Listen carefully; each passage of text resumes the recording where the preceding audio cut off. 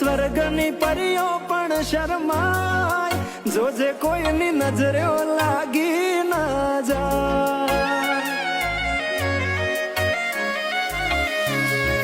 વાલી તું તો રૂપનો કટકો કહેવાય, બારે કાળું ટપકું કરીને નીકળાય, જોજે કોઈની નજરે લાગી ના જાય.